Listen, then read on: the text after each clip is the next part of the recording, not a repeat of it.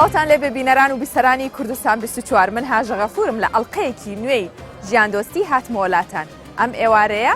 لە گەڕێکی تەعجیلین یاخود لە شەقامی تەعجیل کە ناو ناوبانگێکی دێرینی لەگەڵ پایتەختی هەرێمی کوردستان هەیە لەگەڵ هەولێری دێرین ئەم ناوچەیە چەندین پێکهاتەی تایە خەڵکانێکی زۆر ڕوو دەکەنە ئەم شەقامە گەڕێکی تەعجیل هەر لە دوای بەربانگەوە خەڵکێکی زۆریت بۆ تکە خواردن و چەندین خواردن و خواردنەوەی خۆش و بەتامی لێ گەشتێکی کورتم لەگەڵدا بکەن و بەردەوام بن.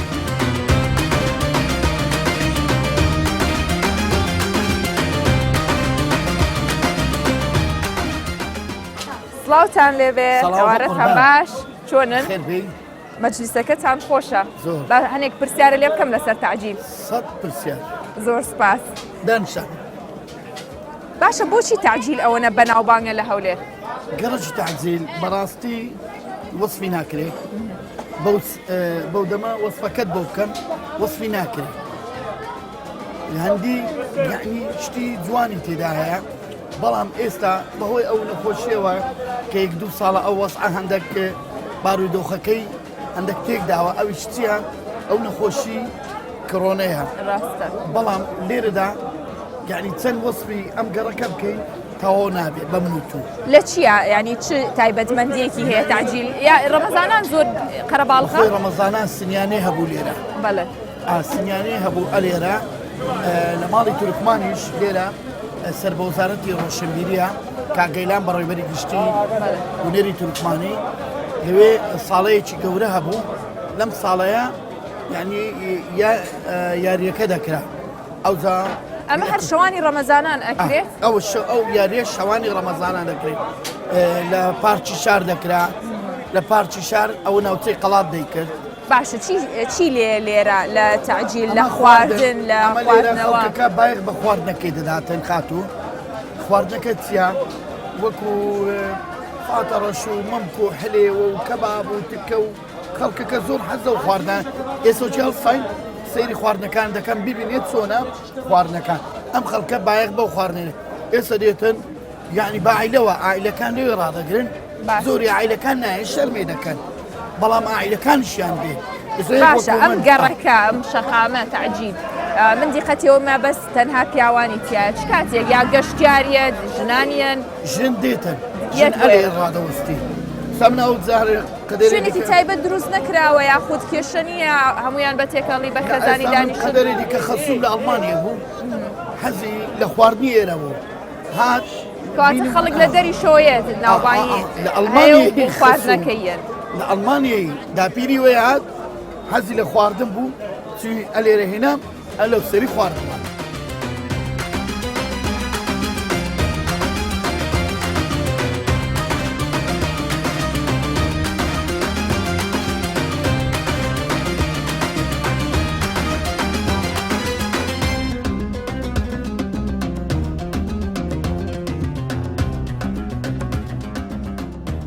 سڵاو لەبێ وەستا چۆنی باشی ئێستا لێرە پیان وتم هەنێک خواردن هەیە لە تەعجیل بەناوبانگە سوچکە و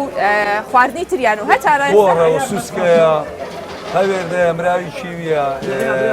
کۆترە ئەمانەتان هەیە لە خواردانە حیتمان بەس ئەو یەک دوو ڕۆژێ دامنە نایە ئەیکەی دایانەی بەخوای احتمالا دوو ڕۆژکە ئینشاءالله ئەی ئەمە چی ئێستاکە لە تەکر ئەمە ئەوە گواندینە ئەوە خەڵک حەزی لێتی ئەو منتخەیەوە هەیە خۆیەوە مەڕغوبە عەلێوەیە فاتەڕەشە پێش هەموو شتەکە ئەی ئەوانە کامانن ئەسامیان چییە؟ ئەوە زمانە ئەمە زمانە ئەوە زمانە لە شیش ئەوەیان موخە ئەوەیان ماسیە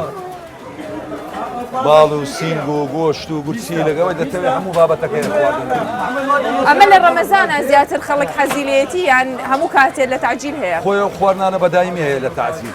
بەس ڕەمەزانیش وەکو لێی تایبەتە هەموو خەڵکێک ڕوو لە تەعجیل دەکەن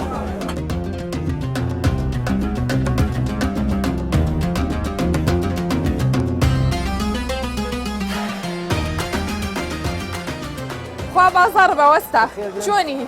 باشی لە سەعات چەندەوەیان بۆ چەند لێرامێنەوە لە سەعات 5:30 ئەمە حاضر دەکەین کە بانجیدا ئاگرەکەی دەکەین و دەست بە ئیشێ دەکەین دی عالەمەکە ڕووی تێدەکاتەوە تا سەعات چەند ئێرە هەیە بەخودە هەتا سەعات 1:30 و 2 شەوێ بەڵێ زۆر باشە جەماعەتەش زۆریش لێرە ئیش دەکا فەقیر یعنی باشە سعرەکان چۆنە؟ سعرەکان زۆر هەرزانە چەند یعنی بۆ نمونە شیشێک کەباب بە 1500 شیشەکە بە 1500 بە 1500 شیشێک زرگ بە 1500 سینگ 1500 دینار چی لێرە زۆر گرانە چه خواردنێک هەیە کە لێرە تایبەت و گرانیشە کۆتر و مۆتر ئەو کۆترە سوسکەیە من بۆ نایبینم چوومە هەیە لە هەندی هەیە ئەخێستا لەوانی احتیمالیە دایانێنە لە دوای ناوەڕاستی ڕەمەزانەوە لەوانەیە لە پازدەی دانرێت شەروان وای احتیمالی هەیە لە پازدەی هەیە داشینە هەیە باشە چه تایبەتمەندیەکی تر هەیە لە گەڕەکی تعجیلە وەکو چی بێجگە لە خواردنەکە یعنی چه خۆشیێکی تریتیایە کە تایبەتی بات بەم ناوە تعجیل هەر لە قەدیم ڕابلین ناویدایە لە بۆ سنیانێ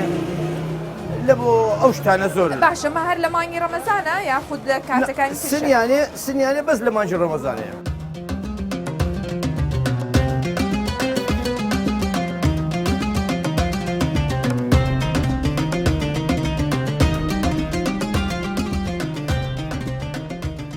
سڵاو لێ بێوەستا چۆنی باشی تۆ شێفی بابم شێفە بە زەمن دەیفرۆشی زۆر باشە چی و چیتان هەیە ئەمڕۆ ڕەشۆڵەمان هەیە بەڵێ ڕەشۆڵەیە وەروەها مراویمان هەیە ئەمە لە سەعات چەنەوە حازرتان کردووە لە ئیفتارەوە خەڵکی بۆ فتارکردنەوە دێنەوەش کۆترا و سوسکەمان هەیە ئەوە هەمویان بەیەکەوە لێنرێن تامەکانیان تێکەڵ نابێت لە منزەڵی جیاواز بەڵام سوپەکەی تێکەڵ دەبیتن بەڵێ تقریبان کوردی خۆمان گوتنی کۆکتێلە چی لە دروزەی بەڵام تامی کۆترەکەی زیاتر ساڵە چونکە عەدەدی زیاترە کۆنێسا ئەمڕۆ دوو مراییمان هەیە ئەوانەی گۆشتیان سپیە سوپەکەی هەندێک تامی کاڵ دەردەچیتن دوایە سوپی ئەوان جیاوازە ئەوە سوپەکەیەتی بە جیاواز ئەگەر تەماشا ڕەنگەکەشی بکەی زۆر تۆخ نییە ڕەنگە زۆر چەور نییە نا ئەم خواردانە خەڵک زۆر حەزیلەتیەت بۆ ئێرە داوایەکە لەبەرەوەی ئێستا ئەگەر تەماشا مەشویاتەکان بکەین کەباب و دوکە لە هەموو شوێنەکەیە بەڵام ئەو نوع خواردنە لێرە هەیە و خەڵکی تەنانەت لە دەری هەولێر لە سلێمانی و ڕانی و کەرکووک و زاخ و دۆ چۆ دێنە چەند ساڵ ئەم دوکانەتان هەیە ئیشاکەن وەکو ئیش ئەمە لە ساڵی 1970 ئەگەر نازانم کامیرە بستە ئێرە ئەوە وسمە هەیە ساڵی 1970 بەڵام وەکو دوکان لە ساڵی تقریبا 94-95 دامان نایە وەکو لێرە بەڵام لە تعجیل لە ساڵی هەفتاوە مامەکان و کوڕەپلکەکانی ئەوانە خزمەکان کات فرۆشتیانە و بابیشم خودی خۆی لە تەمەنی 7 ساڵیەوە لەسەر سەر فرۆشتیانە بەناو کۆڵانەکاندا یاسایان کردو لەسەر سەر فرۆشت ئێستش تو هەر هەمان ئیشی ئەوانەکەی ڕەمەزانان لێرەمە بەس بابم هەر لەسەر ئیشەکەی خۆی مایە بێجگە لە ڕەمەزان کاتەکانی کەش ئاوا خەرەباڵخە وەڵاهی وەکو خەرەباڵغی نا زستانان تقریبا دەتان بڵێم نیوەی ئەوەیە بەڵام هاوینان لەبەرەوە خواردنانە خواستی لەسەر نامینە زیاتر خەڵک مەشویات دەخۆ بەڵام وەکو ڕەمەزان تعجیل بە خواردنی باڵندا باڵێن بەناو بانگە دەستخۆش زۆر سپاس زۆر سپاس دەستخۆش.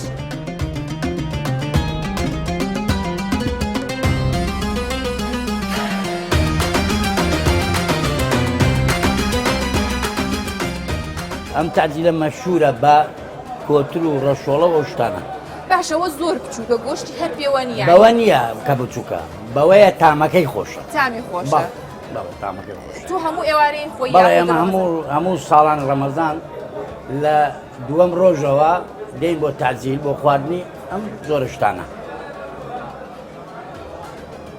یعنی ساڵێک و دو ساڵ نیە ئەوە تا هەم وێنەیەکم هەیە لەوێ لەوانەیە ساڵی نەوەتەکان بینیم لەم خواردنگەیە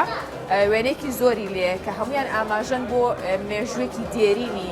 تعجیل بۆ خواردنەکانی و بۆ ئەو دوکانانی کە تا ئێستا ماونەتەوە ئەم دوکانە چەند ساڵە هەیە و تۆ چەندێکەی بۆ لە ساڵی 75 و ئەوانە ئەو دوکانانە دانراوە لەم بۆ ئەمیشە پێشی ئەوانە بە سەبەت لە کۆڵانان ئەم شتیان دەفرۆشت بەڵێ خەڵکی هەولێرم بەردەوام هەموو ڕەمەزانی هاتی بۆ خواردنی هەموو ڕەمەزانێک من هەموو دووەم شەوی ڕەمەزان لێرەم تا کۆتایی ڕەمەزانەکە دەستان خۆش بێ و زۆر سپاس بەخێر بێن سەرچاو سەرسەمان بەخێر.